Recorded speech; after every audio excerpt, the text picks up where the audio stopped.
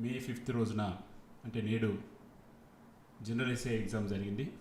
So మనం ఇప్పుడు మరి కొద్దిసేపట్లో క్వశ్చన్ పేపర్ రివ్యూని చేయబోతున్నాం. సో ఇక డైరెక్ట్ మన టాపిక్లోకి వెళ్దాం. సో ఇక్కడ మీరు స్క్రీన్ మీద చూడొచ్చు 2025 general SA paper 1, time limit 3 hours, maximum score 150. So 150 marks paper ఇది. సో మొన్న మనకి Telugu and English qualifying papers అయిపోయాయి. ఇప్పటి నుంచి మెయిన్ సబ్జెక్ట్స్ టోటల్ 5 సబ్జెక్ట్స్ ఉంటాయి, మీ అందరూ తెలిసిందేది. సో ఓవరాల్గా 5 కండిషన్స్ అయితే వీళ్ళు చేయడం జరిగింది. ఒకటి, ఇంకు పెన్ వాడొద్దని.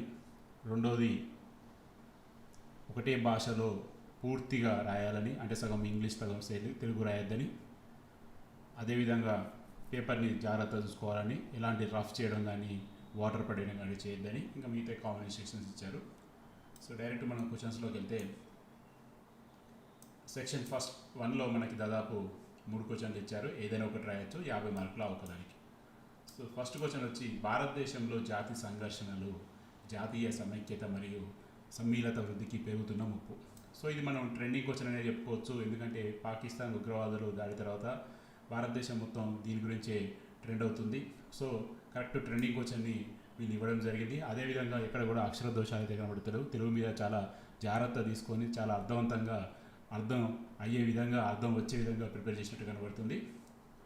అదేవిధంగా సెకండ్ క్వశ్చన్ వచ్చేసి, ఎన్ఈపి కింద త్రిభాషా సూత్రం భారతదేశంలో ప్రాంతీయ గుర్తింపు మరియు జాతీయ ఐక్యతను సమతుల్యం చేయండి. ఇది కూడా ఆల్మోస్ట్ ట్రెండింగ్ క్వశ్చన్ అని మనం చెప్పుకోవచ్చు. ఎందుకంటే గత నెల రోజుల్లోనే తమిళనాడు గవర్నమెంట్ ఒక మీటింగ్ అయితే కండక్ట్ చేసింది. దానికి ఆల్మోస్ట్ కేరళ, కర్ణాటక, తెలంగాణ సీఎంలు అందరూ కూడా హాజరవడం జరిగింది. ప్రాంతీయ రాష్ట్రాలను గుర్తించాలి, అదేవిధంగా జనాభా మీద కూడా వీళ్ళు మాట్లాడడం జరిగింది.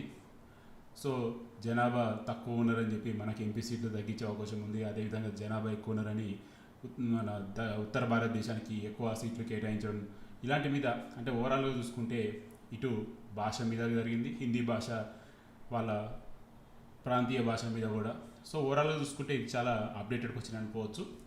సో మూడో క్వశ్చన్ వచ్చేసి, జనాభా లాభాంశమా లేక భారమా, జనాభా విస్ఫోటన కథనాన్ని పునరాలోచించండి. సో ఈ జనాభా గురించి కూడా మనం ట్రెండ్లో అనుకోవచ్చు. ఎందుకంటే గత 2-3 రోజుల క్రితమే కేంద్ర ప్రభుత్వం జనాభా లెక్కలను చేయబోతున్నామని చెప్పారు. సో ఓవరాల్గా ఇది కూడా ట్రెండింగ్లో ఉన్నట్టే చెప్పుకోవచ్చు.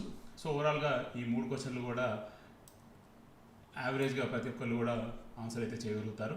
అదేవిధంగా అప్డేటెడ్ క్వశ్చన్స్ ఇచ్చారు. ఇక్కడ కూడా తెలంగాణలో జరిగినటువంటి గ్రూప్ 1 లాగా 2-3 సంవత్సరాల క్రితం క్వశ్చన్లు అయితే ఇక్కడ కనబడట్లేదు. చాలా అప్డేటెడ్గా ఉన్నారు వీళ్ళైతే. సో సెక్షన్ 2లోకి వచ్చేసి 3 క్వశ్చన్లు ఇచ్చారు. అందులో ఫస్ట్ది, దక్షిణ భారతదేశంలోని జనాభా మార్పులు రాజకీయ ప్రాతినిధ్యం మీద జనాభా పెరుగుదల ప్రభావాలు. ఇది చాలా అప్డేటెడ్ క్వశ్చన్ అనుకోవచ్చు. ఎందుకంటే ఇంతకుముందు మనం మాట్లాడుకున్నట్టు తమిళనాడు గవర్నమెంట్ కండక్ట్ చేసిన మీటింగ్ యొక్క ఎజెండా లాగే ఉంది. వాళ్ళు కూడా ఇదే చెప్తున్నారు, దక్షిణ భారతదేశం మీద చిన్న చూపు జరుగుతుంది, మనకి జనాభా తక్కువ ఉన్నామని చెప్పి తక్కువ ఎంపీలు, ఉత్తర భారతదేశానికి జనాభా ఎక్కువ ఉన్నారని ఎక్కువ ఎంపీ సీట్లు ఇవ్వాలని చూస్తున్నారు, ఇది కరెక్ట్ కాదని చెప్పి వాళ్ళు ఒక పెద్ద మీటింగే పెట్టారు. సో దాని ఒక సారాంశమే ఈ క్వశ్చన్ లెక్క కనబడుతుంది. అదేవిధంగా రానున్న 1-2 సంవత్సరాల్లో తెలంగాణ, ఆంధ్రప్రదేశ్లో కూడా ఎంపీ, ఎమ్మెల్యే సీట్లు పెరగబోతున్నది. సో దానికి కూడా రిలేటెడ్గా అనుకోవచ్చు. సో ఓవరాల్గా క్వాలిటీ కూడా చాలా అప్డేటెడ్ క్వశ్చన్ అడిగారని చెప్పుకోవచ్చు. మరో క్వశ్చన్ వస్తే, ఆంధ్రప్రదేశ్ అభివృద్ధి పురోగమనం అనేది పారిశ్రామిక వృద్ధి మరియు పర్యావరణ సుస్థిరత సమతుల్యం చేయాలి. ఇది కూడా ఏదైతే ఆంధ్రప్రదేశ్ గవర్నమెంట్ చాలాసార్లు చెప్తున్నది, పర్యావరణ అభివృద్ధి, పర్యావరణ సుస్థిరతతోనే అభివృద్ధి సాధ్యమని.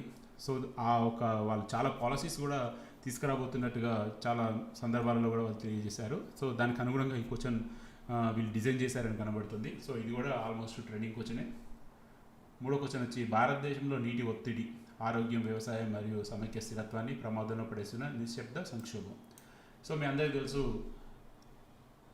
ఆంధ్రప్రదేశ్ ఎప్పటి నుంచో నదులు అనుసంధానం చేయాలి, కరువుని పాలదొరాలి, రాయలసీమకి కృష్ణా జలాలు తీసుకుపోవాలి, గోదావరి జలాలు తీసుకురావాలి, ఆరోగ్యం, వ్యవసాయం వీటి మీద ఎంతో చాలా పట్టుదలతోటి ముందు తీసుకుపోతున్నారు. సో ఈ ఒక క్వశ్చన్ ఖచ్చితంగా వాళ్ళ గవర్నమెంట్ యొక్క విజన్కి సంబంధించి వీళ్ళు ఇక్కడ ఫ్రేమ్ చేసినట్టు కనబడుతుంది. సో ఇది గవర్నమెంట్ పాలసీస్ మీద మంచి గ్రిప్ ఉన్న వాళ్ళు ఖచ్చితంగా దీన్ని అద్భుతమైన ప్రజెంటేషన్ ఇవ్వచ్చు. సో ఓవరాల్గా 3 క్వశ్చన్లో 2 ట్రెండింగ్ క్వశ్చన్లు, మూడోది గవర్నమెంట్ పాలసీకి సంబంధించిన క్వశ్చన్లా ఉంది. ఓవరాల్గా ఖచ్చితంగా అందరూ కూడా దీనికి మంచి విధంగా ప్రజెంటేషన్ అయితే చేయగలుగుతారు. సో మనకి థర్డ్ సెక్షన్ వచ్చేసి ఆంధ్రప్రదేశ్లో పర్యాటకం సవాళ్లను అంచనా వేయడం మరియు వృద్ధికి అవకాశాలు ఆవిష్కరించండి. సో మీ అందరికీ తెలుసు, ఆంధ్రప్రదేశ్ గవర్నమెంట్ టూరిజం మీద చాలా విపరీతమైన పాలసీస్ తోటి, విపరీతమైనటువంటి నూతన విధానాలతో ముందుకు వెళ్తుంది. సో అందులో భాగంగానే విశాఖలో ఎన్నో అభివృద్ధి పనులు చేస్తున్నారు, తిరుపతిలో చేస్తున్నారు.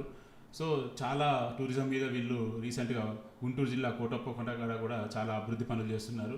దానికి తెలంగాణ నుంచి వచ్చినటువంటి ఒక ఐఏఎస్ని స్పెషల్గా దానికి నియమించడం జరిగింది. చాలా సీరియస్గా ఆంధ్రప్రదేశ్లో పర్యాటకం డెవలప్ చేయాలని ఖచ్చితంగా ఒక కృషితోటి ఆ గవర్నమెంట్ ఉంది. సో అదే మనం ఇంతకుముందు మాట్లాడుకున్న క్వశ్చన్ లాగే ఈ క్వశ్చన్ కూడా ఆంధ్రప్రదేశ్ గవర్నమెంట్ ఒక విజన్కి సంబంధించిన క్వశ్చన్లే ఇక్కడ వస్తున్నాయి.